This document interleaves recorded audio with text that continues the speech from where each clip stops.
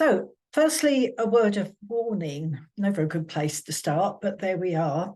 Neither the Quilters Guild nor the Festival of Quilt organisers are in a position to give individual advice on categories. It really is up to the entrant to make that decision. And the reason for this is because it's the category judges on judging day who decide whether a quilt fulfills the guidelines or not. We do ask that judges consider whether a quilt could meet the guidelines, not that it's necessarily in the best category, and we do ask that their decision is unanimous. We're all aware that many quilts could fit into more than one category. So who are the judges? The Quilters Guild judges are trained for 2 years, and they also attend regular development sessions once they've qualified. They come from a total of 14 countries. And the Quilters Guild judging qualification is internationally recognised. I judge in the United States on the strength of my Quilters Guild judging qualification. And all competition quilts are judged by at least 2 judges. Are our judges independent? Judges are not influenced by the guild, the show organisers, or by the sponsors. Judging takes place blind, so judges don't know the maker while they're judging. During judging, the plaques that are beside the quilts only give the quilt number. So after judging, the hanging teams, bless their cotton socks, change the plaques on every single competition quilt so that they then give the name and other details of the quilt. Judges recuse themselves if they recognise the quilt, so they're not able to judge it because they recognise it's a student's work or a friend's work or something like that. And we have judges available who step in when that situation arises, which it does fairly frequently. And once the section judges have made their decisions, the winning quilts are verified by 2 further judges. So firstly, we're thinking about competition quilters. These are your kind of experts who try to make a living out of entering quilts into shows.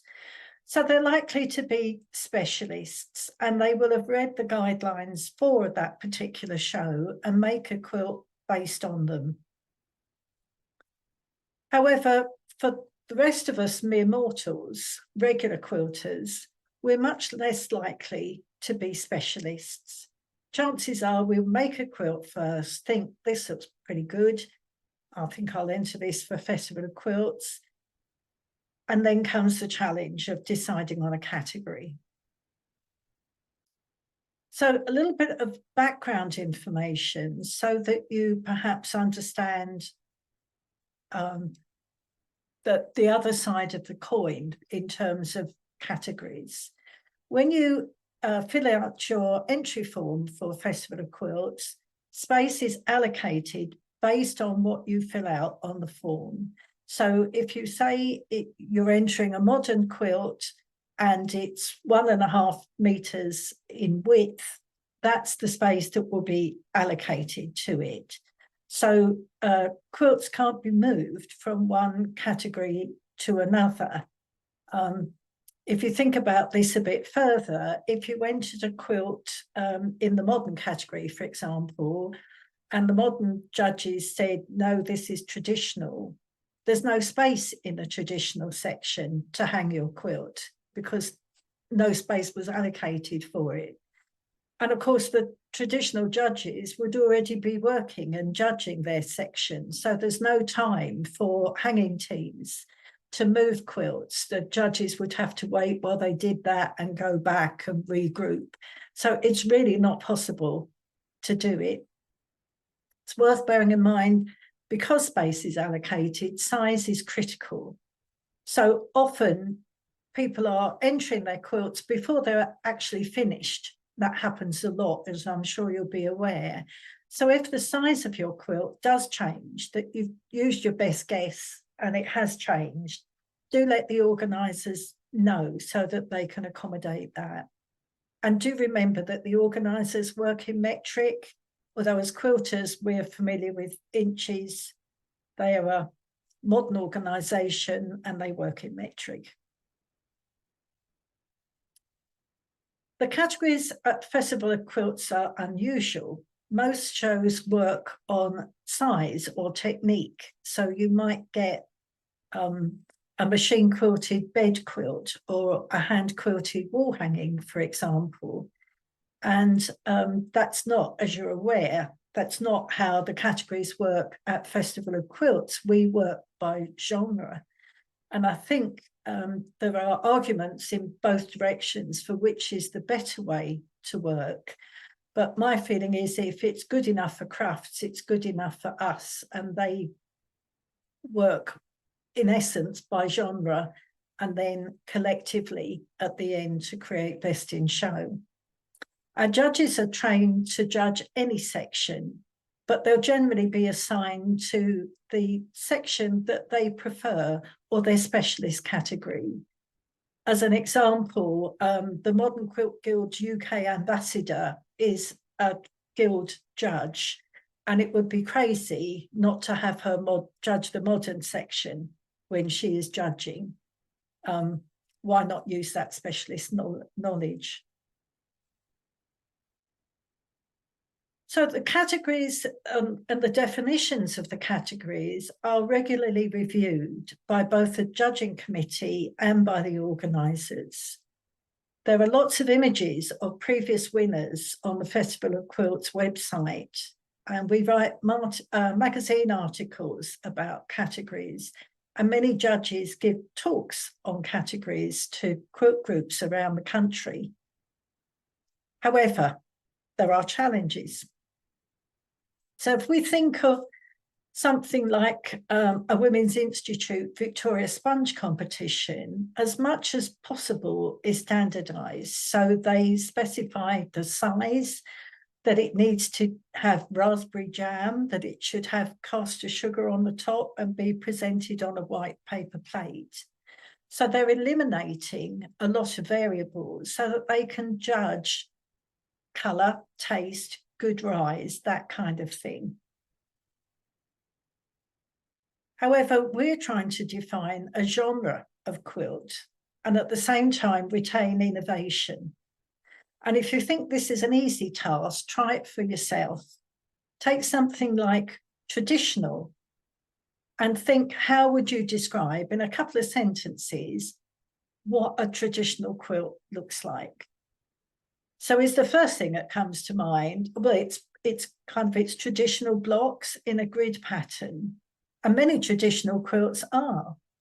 But lots of traditional quilts are also applique quilts, or they're created with English paper piecing, not in a grid pattern, or the medallion quilts, or they're whole cloth quilts. All styles of quilt move forward, and the kind of things you would have seen even in a category like modern, like traditional, the kind of thing you would have seen 10 years ago is very different to what you will see now. So there are our problems, really. Quilts entered for the Festival of Quilts can't be moved. And because they can't be moved, visitors see a quilt in a category and assume it's correct. So they think, oh, that's what a modern quilt looks like, where maybe it's actually a traditional quilt. And we have spent a lot of time over the years trying to come up with a way of making it clear to entrants, or particularly to showgoers, what the different genres should look like. We have considered, for example, could we put a coloured dot on the plaque next to a quilt to designate that it's in the wrong category? Well, our first problem is that the plaques change, so we would have to go back after the hanging teams, and they're there working till all hours. We would have to go back after them to put dots on the new plaques, which we would be perfectly willing to do. But the issue really is, would somebody who's entered their quilt and got the category wrong, would they feel embarrassed to have like a dot of shame on their plaque? And the last thing we would want to do is to embarrass anyone. So we continue to review the situation and try and come up with solutions. So I'm going to suggest to you that you evaluate. So look at the guidelines for each specific category on the Festival of Quilts website. These are discussed by the judging committee and the organisers each year, and they are tweaked, so they do change. So it's just you can't just assume that what the guidelines said last year is what they say this year. And remember that both the category guidelines and the overall rules of entry for the show will apply to you. So try looking at these guidelines to decide where your quilt can't go. Is it an original design? Contemporary and art categories require an original design. So if your quilt is made from a pattern, was started in a workshop, is inspired by the work of another quilter, then you need to choose a different category. Is it made by two people? The majority of categories require the quilt to be made entirely by one person. So if it's been long-armed by someone else, whether you've paid for it or not, it must be in two-person or in group. And we see this every year at Festival of Quilts, that the write-up for the quilt says, I had this long arm by such and such, and it's in the other categories. Similarly, if you've collaborated with a friend, it should be in the two-person category. And fairly obviously, for the group section, it needs to be made by 3 or more people. Are you an inexperienced quilter? If you are, consider the novice section, where any style of quilt is acceptable, but you must have made it entirely by yourself. You must have been quilting for less than 3 years. The entry must have been completed within the last 2 years, and it cannot have been previously exhibited anywhere. This is the only section that applies to. The other competition sections, you can have previously exhibited your quilt. And in fact, a recent change to the rules, you can have won an award at another show with your quilt. So back to the novice section, you can't have a formal qualification in a textile or related subject. And new for this year, the entrant cannot have previously won an award in this category. And as a reminder, if it's been long-armed by someone else, it's two-person. The biggie, is it contemporary or modern? They're the 2 most confused categories. And there's no great surprise because the words have very similar meanings in regular speech. If you're talking about furniture, contemporary and modern are virtually interchangeable. Both genres of quilt have their roots in traditional quilting, so that doesn't help us much either. So let's consider contemporary quilts first. They may well include surface design techniques like printing and dyeing, all those things that make your hands dirty. And they're a lot less likely to include traditional blocks. Contemporary may also feature non-traditional fabrics like leather or plastic. And remember that the design must be original.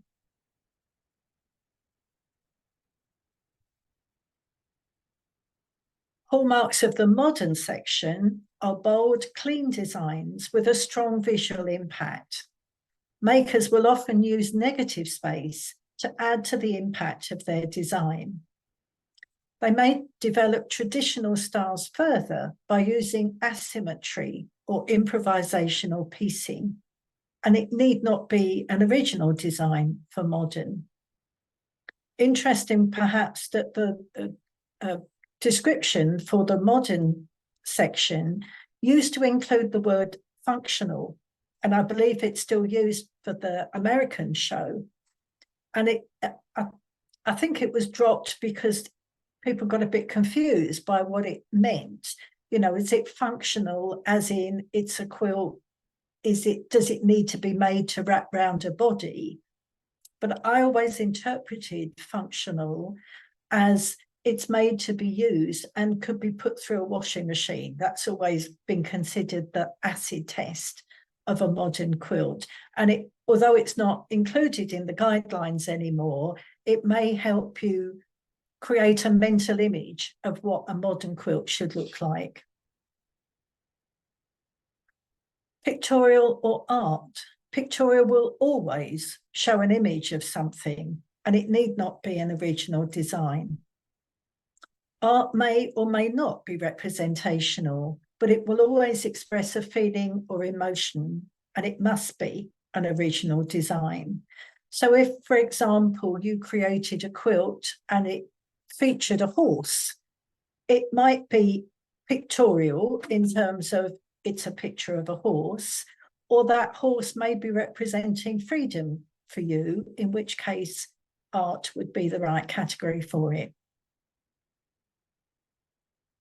Looking at a couple of examples, this quilt was in the pictorial section last year, and it is certainly a representational image, but it's also showing really strong emotions.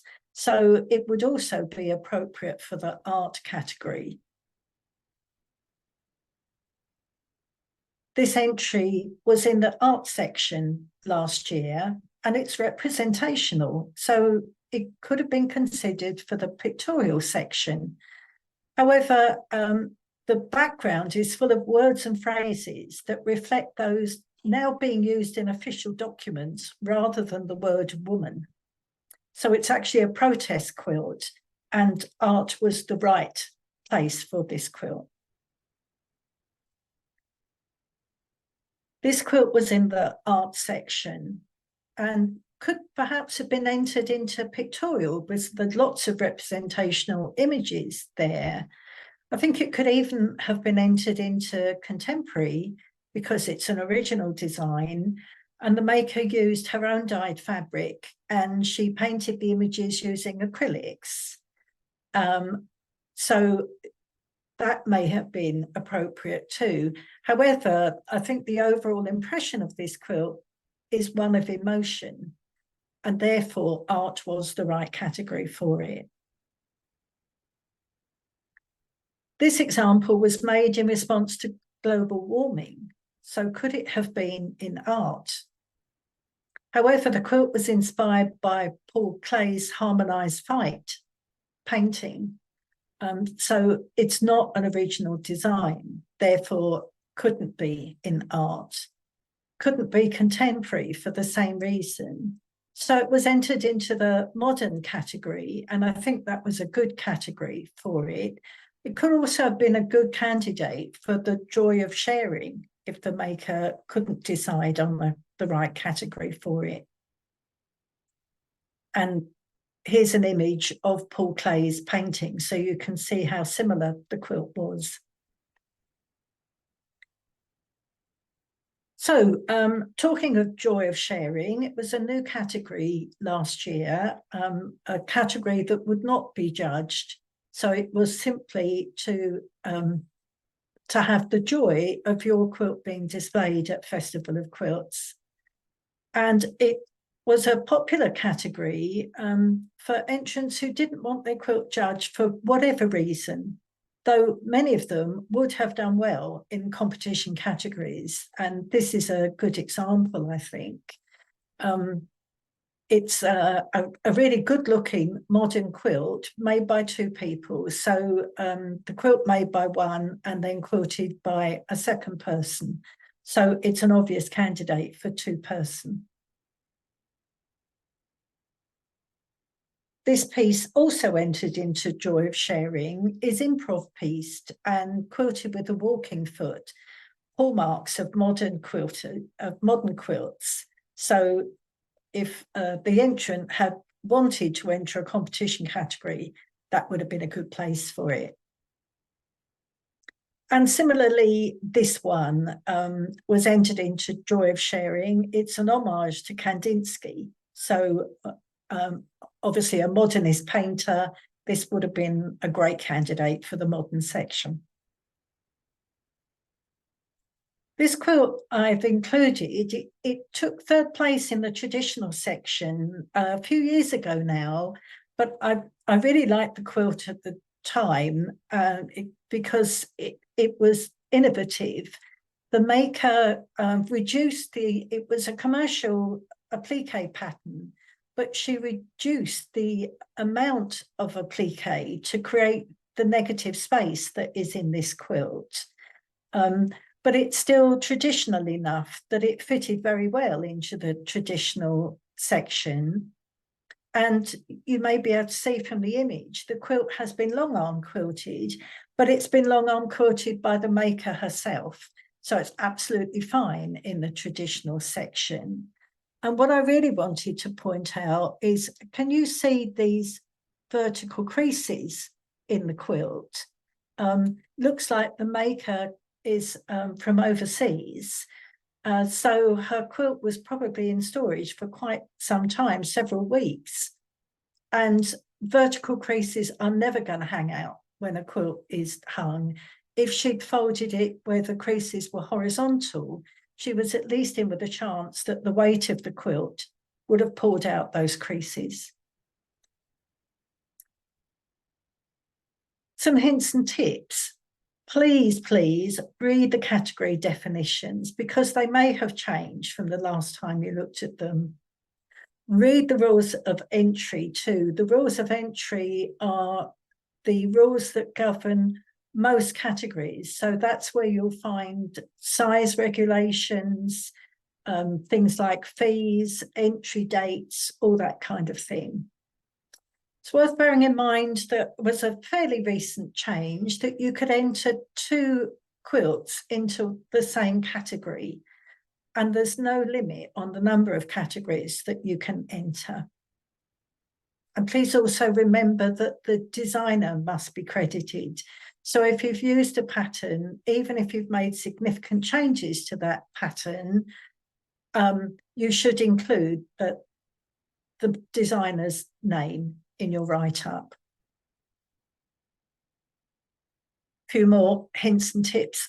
Size matters so much to the point where we have every year we have quilts eliminated because of size issues, and on occasion we have potential prize winners eliminated because of size, and it's heartbreaking. So remember that the minimum size is 1 metre along at least one size for all sections except miniature quilt creations and young quilters. And the maximum is 3 metres. The maximum for miniatures is 30 centimetres on any one side. So another reminder, if the size of your quilt changes, let the organisers know. And do remember that quilting will shrink the overall size of your quilt. So start generously in order to allow for that shrinkage.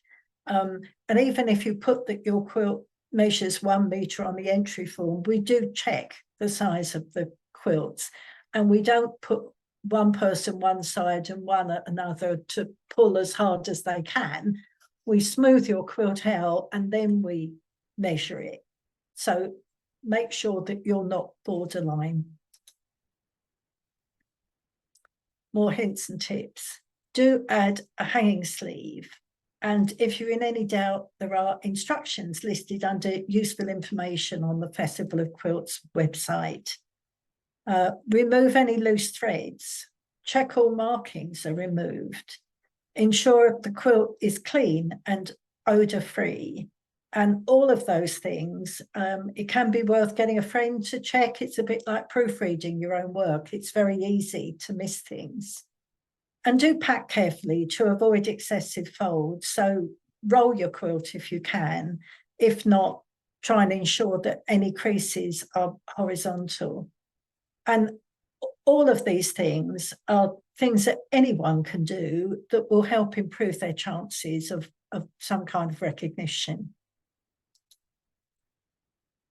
A few myths. Judges pick their favourite styles or colours.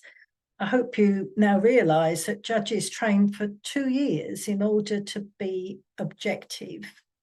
And so the concept of, oh, I chose that one because blue is my favourite colour, no. Judges know who has made a quilt. Again, I think we've already covered that. And the other myth I wanted to address was that judges are negative. I think it's certainly true that we get Mary Berry type judges and Paul Hollywood type judges. That's kind of the nature of human beings, really. But our judges are instructed to be positive in their comments. And actually, if you think about it, if a judge has highlighted something that she thinks you could improve, she's really telling you this is a very good quilt, and if you improved on this area, it would be a great quilt. So do bear that in mind when you read your judges' comments. Some statistics to consider. There were 584 adult judged entries in 2023. And there are 12 adult categories, each with a first, second, and third place, plus the best in show. There are also 4 overlay awards. So there are overlay awards for hand quilting, domestic quilting, long arm quilting, and thread mastery. There are approximately 30 Judges' Choice Awards, and these are very precious awards, really.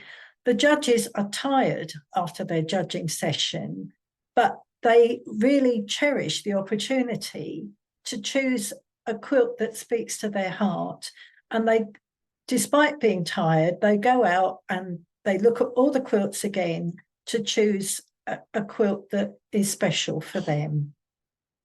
There are also a number of quilts that are shortlisted. So you've actually got about a 1 in 6 chance of some kind of recognition if you enter a quilt at the festival.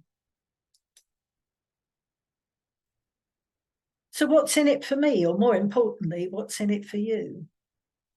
There's no show without quilts, we all know that. And there really is a special thrill to see your quilt hanging at Festival of Quilts.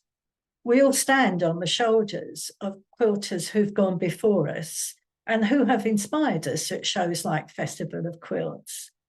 And you too can inspire others. And you don't have to be a prize winner to do it. Often you're just showing people, giving them ideas, and members of the public looking at your quilt thinking, maybe I could try something like that. What else do you get? You get free entry to the show on Sunday. That's new this year. So you can save some money by collecting your quilt rather than paying to have it delivered. Every entry in the judge categories receives detailed evaluation by at least 2 judges.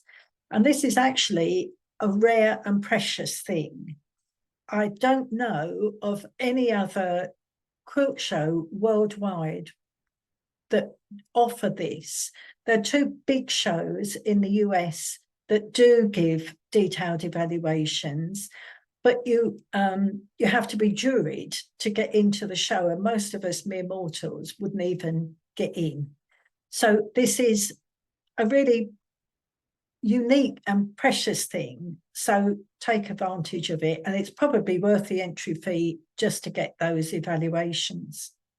And of course, if you tick the box to enter an overlay award, you'll have 2 additional judges critique your work.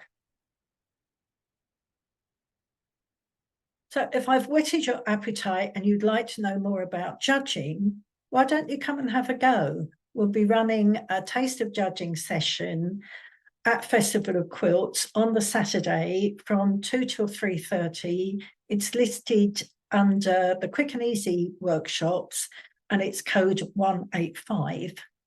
Or if you think you might be interested in the judging course, why don't you come and have a chat with the judging tutors?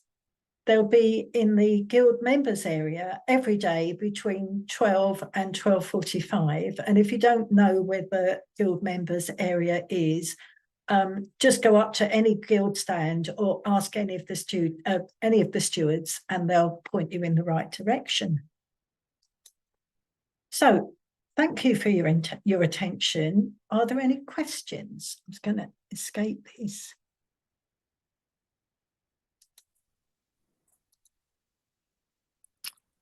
Right, so we do have some questions, Judi. Okay. The first is just a reminder of the deadline for entries, which you may not have in front of you. And I can answer that myself, actually. It's the 12th of June is the answer, midnight on the 12th of June. So following on to the next question. So if an entry is entered into the wrong category, will it still be judged? Yes, it will. So they'll have a box ticked at the top of your judging slip that says fulfills category guidelines. So they'll have a cross against that because it doesn't fulfill it, but the judges will judge it in the same way. So you'll get the same critique about your colour choices and your workmanship and all of those things. And I would expect in the judges' comments that the judges will say, this would have been better in whatever category. Thank you, Judi. Okay.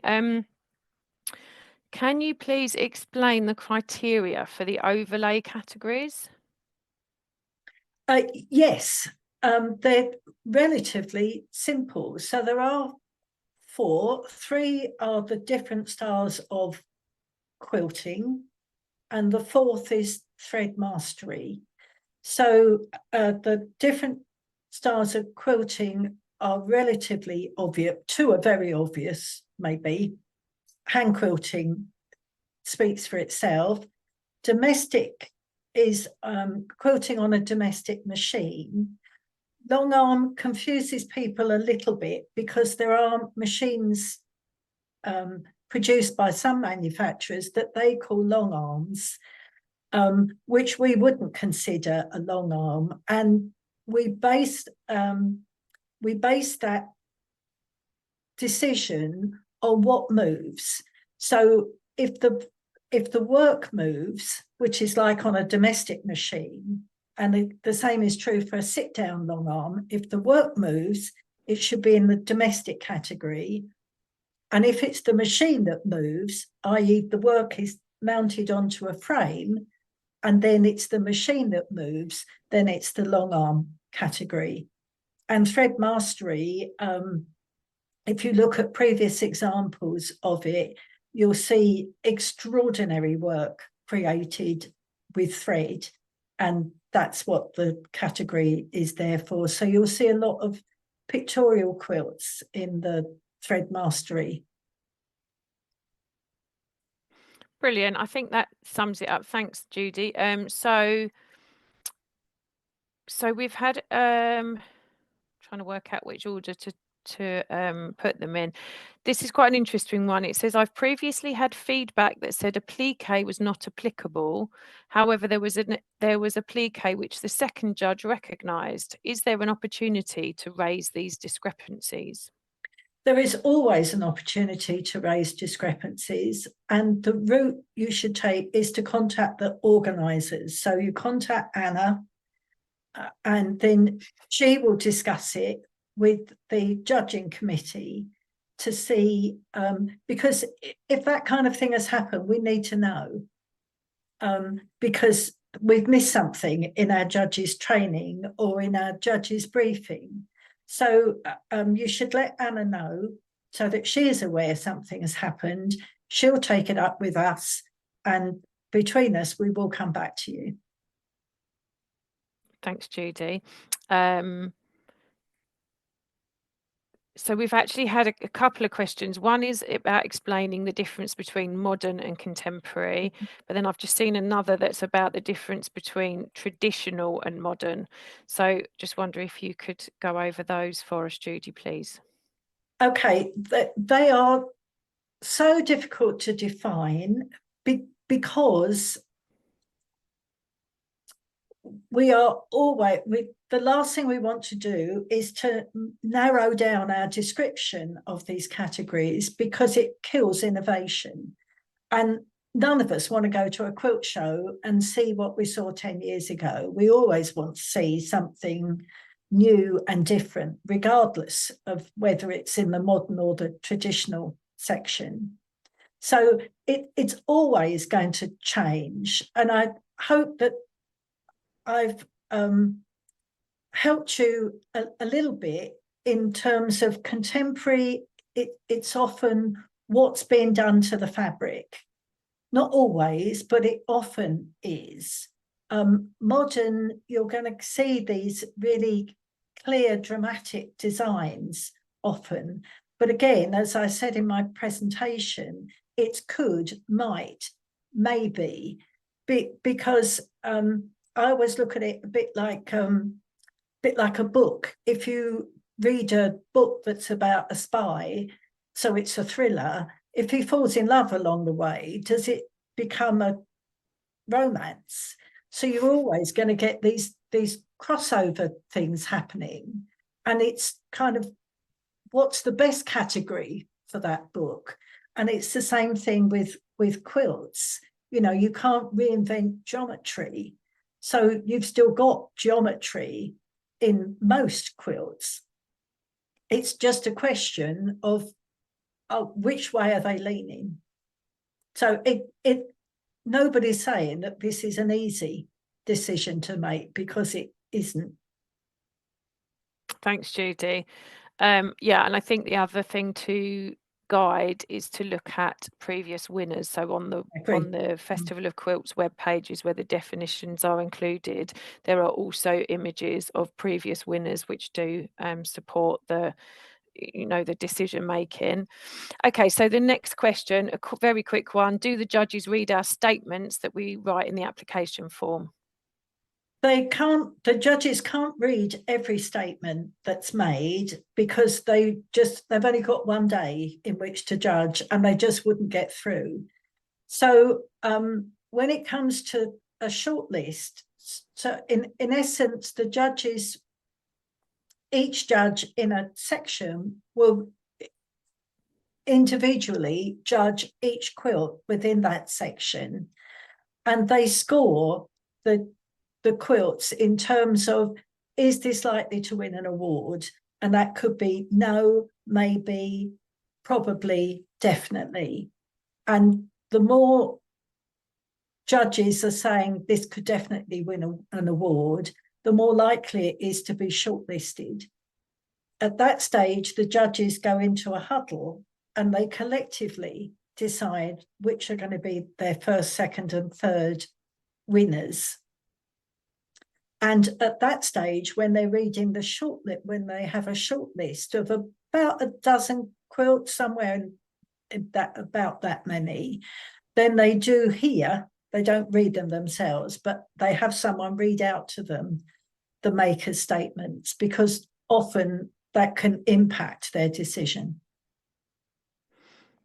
Okay, brilliant. Thanks, Judi. In terms of contemporary, when it needs to be an original design, how much of it can be influenced by an external pattern? For example, a quilt based on the tube map, but the quilt designed by the quilter, was designed by the quilter, would it be original enough to be contemporary?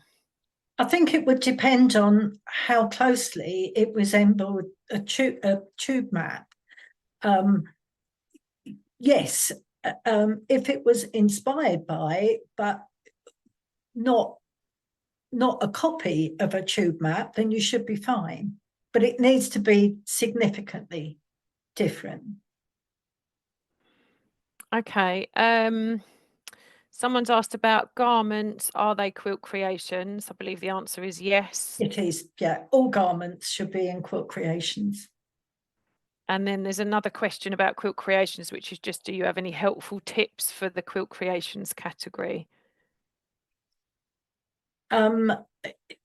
Tips in terms of, it's kind of as a decision to enter your quilt there. It's one of the easiest ones because it's going to be 3D in some way, shape, or form. So it's not going to be flat like a quilt would be in any other section. So it could be a garment, it could be a figure, it could be something that hangs on the wall but is still 3D, could be all kinds of things. Yeah, we've had things like a doll's house and a grandfather clock in the past, haven't we? So it's anything that is 3D or a garment. I would love to see prize winners given rosettes as well as a certificate. Is this something the Guild would consider? Oh, me too. Please, Anna. Can we? Yeah, that's probably Everyone one for loves a us as rosette. organisers, isn't it? Really, rather than for the it's Guild. not a decision for the Guild. Yeah, it's just. It's a possibility. We do obviously have plaques, and all the first prize winners are moved to the winners gallery, so they are obviously given very, a lot of kudos just because of their location, and then obviously second and third just have a plaque alongside them. We have tried to move away from rosettes, in all honesty, but it is something, if we got enough demand for it, that is a possibility. So next question. I have a young quilter who is working on his entry for this year. He has quilts in his head that don't fit the kids' categories. Would he be able to enter next year as an adult? He's nearly 15. Oh, he has quilts in his head because they don't fulfill. I think probably don't fit the theme, the sub precious theme. Yes, by all means, he could. I mean, I don't. Anna, maybe you can help me here. Is there anything that would stop him entering an adult category now? Not really. I suppose it's just the fact that it wouldn't really be fairly judged, given his. I think that's the problem, that he would disadvantage himself by entering. I mean, I wonder if the better thing would be to try to think of a way to adapt his current ideas in order to create something that has a nod to the theme for this year rather than trying to enter next year, because if he enters young quilters, he's got a much, much higher chance of winning a prize. Would you agree with that, Judi? Definitely true, because there are far less entries in young quilters. Exactly. But please email us about that one afterwards. We do want to encourage young people to enter as much as possible.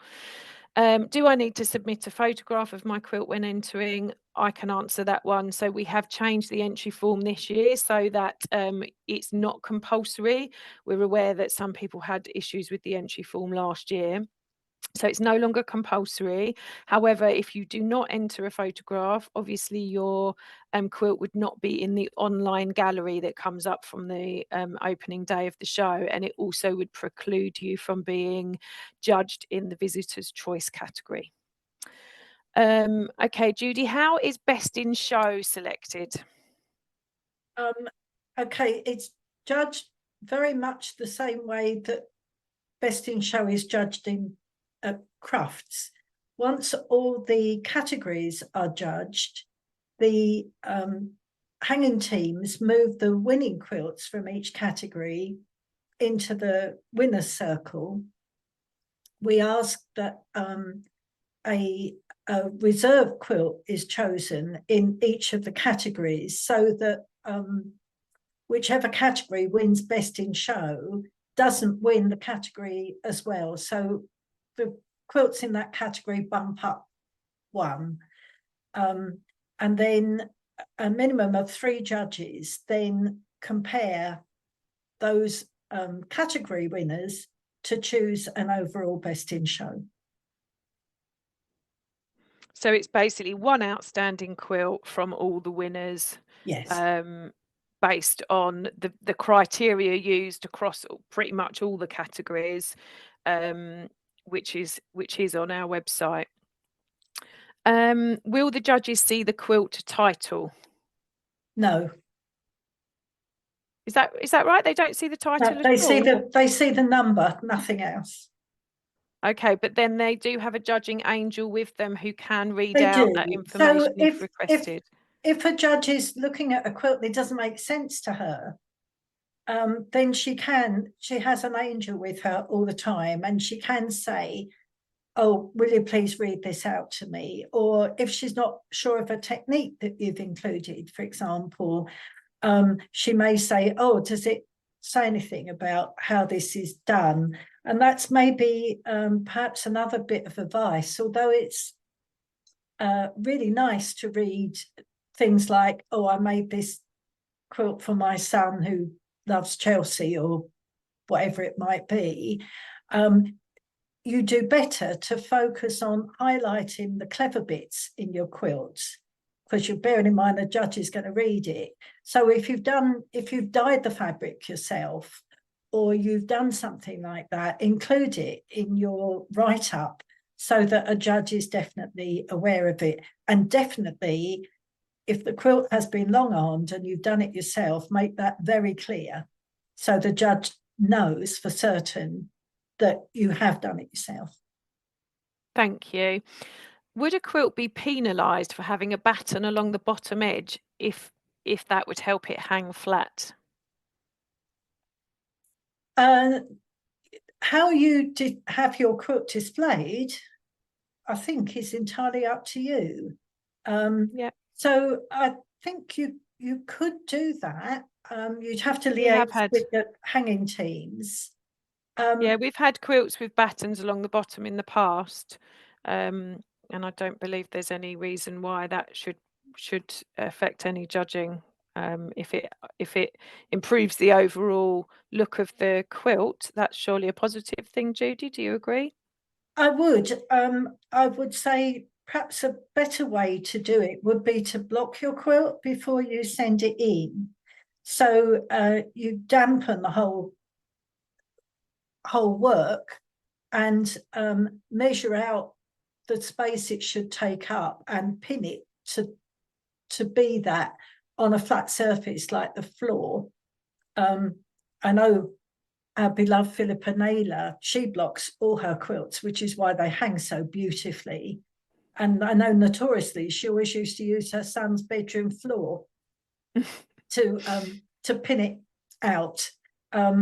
But of course, the moment that quilt is washed, you'd have to block it again. So it's how hard you want to work, really. Thank you. Someone's asked, someone who does English paper piecing has said, do you have to back your work? Part of my work is to also look at the back. Okay, so how you present your work is up to you. If you chose not to back it, I would say there should be a good reason for it. And if you have a good reason, include it in your write-up. Consider if it's that important to you, is it moving away from traditional into another section like contemporary, perhaps? Just depends on your thought processes as to why you would want to display the back. Are you in double-sided territory, for example, where you would want both sides displayed? And you can have a double-sided quilt in any category. Brilliant, thank you. Okay, a contentious one. Why aren't there separate categories for professional tutors and amateurs, as it always seems that the tutors naturally win all the prizes? This is a question that comes up quite frequently. And the first question I usually ask is, where do you differentiate between professional and amateur? Some professionals are obvious that they earn a living from patchwork and quilting, somebody like Philippa Naylor. But how far down the list do you go before that's not true anymore? So would you be saying that somebody who occasionally shows her local quilt group how to make something would no longer be an amateur. So if you've ever taken any money for showing somebody something, you can't be considered an amateur. So where you would draw that line, I don't know. And then you would need sponsors for both amateur and professional. And the other issue we've had, Judi, is that when we have tried to ask that question on the entry form, you're then relying on the honesty or the you know, that the artist to declare themselves whether they are professional or amateur, and for the reasons you've just stated, that is quite difficult to define. It is. So it is just an ongoing issue, and we're aware that it's, you know, can be sort of frustrating for entrants, but it is very, very difficult for us to A, define, and B, police. Do you have any more on that one, Judi? I've always personally felt that as an entrant, maybe you should think, I'm going to enter my quilt because I'm proud of it and I want it hanging at Festival of Quilts and I want it to inspire other people, and stop there. And if it's well received by the judges, well, celebrate that when it happens, but don't enter with your fingers crossed that you're going to invest in show and then be disappointed. Much better to just enter and enjoy your quilt hanging there. Thank you. I agree. The next question, I've not seen the modern category on this year's entry. Is this category applicable this year? It is absolutely there. Modern is absolutely still a category. It's on the web page, on the Festival of Quilts webpage for categories, and it's also on the entry form. So I'm not sure why you're not seeing it. Please do contact us if you can't see it following this call. Are there roughly equal numbers of quilts entered into each category, or are some more competitive than others? The big four categories are modern, traditional, contemporary, and art. And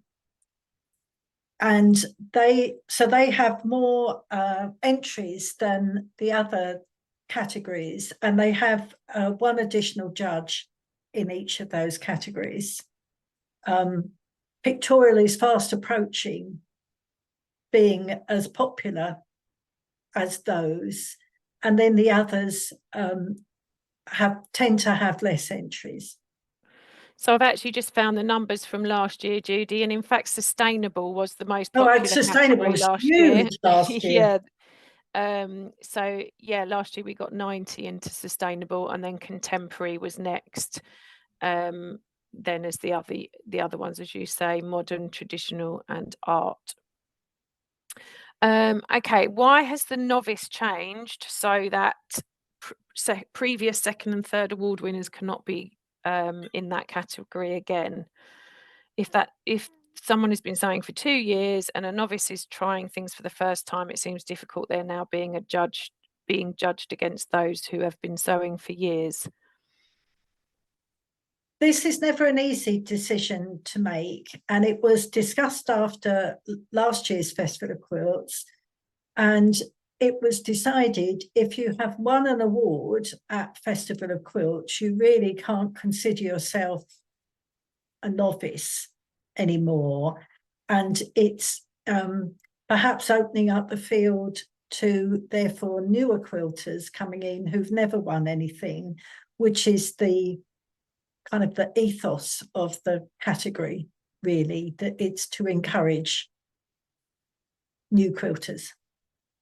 Yeah, exactly. I think we had quite a lot of feedback that if somebody had won, that effectively made them no longer a novice quilter. Okay, so we've got 2 more questions, and that's probably all we're going to have time for. The first is, which category is most appropriate for a one-block wonder with a panel incorporated into the overall design? I don't know if you feel that's a bit too quilt specific, Judi. It is a little bit. I would say I would be inclined to put it into traditional. I think Okay. that would be the most appropriate category for it. Okay, so finally, are long-armed quilts at an advantage? They have access to more complex quilting patterns than those quilted on a sewing machine. I would say that they're at an advantage because few quilts lay as flat as a quilt that's been long-armed. It's under tension when it's quilted, and it's generally going to hang better. I think it's not necessarily true that they have access to, they certainly have access to a huge number of patterns, but you've still got that choice of finding the most appropriate pattern for your quilt. And often too many patterns can be as much of a disadvantage as too few. And I think, in fact, if you look at the quilting in things like the modern section and increasingly the traditional section, the quilting is changing so much, has changed over the past 5 years, so much that people are doing extraordinary things now with domestic sewing machines. So I think you're limited by your own imagination, and I would say go to festival, take your camera or your phone, photograph the things that inspire you, because it will encourage your own innovation. Thank you, Judi. We've had somebody ask about sharing the number of entries per category from last year. So I think what we'll probably do is we can put that onto our website. So just look out for it. I think that's probably the best thing, so that you can see how competitive each category is. And then I think finally, we'll just remind you that the deadline is the 12th of June at midnight, but please don't wait until 11 p.m. on the 12th of June. If you can enter before that, it really, really helps us with our planning. Obviously, we do understand that might, your quilt is still being worked on and may not be finished, but if you can possibly get as good size in and put your entry in, it really does help us. So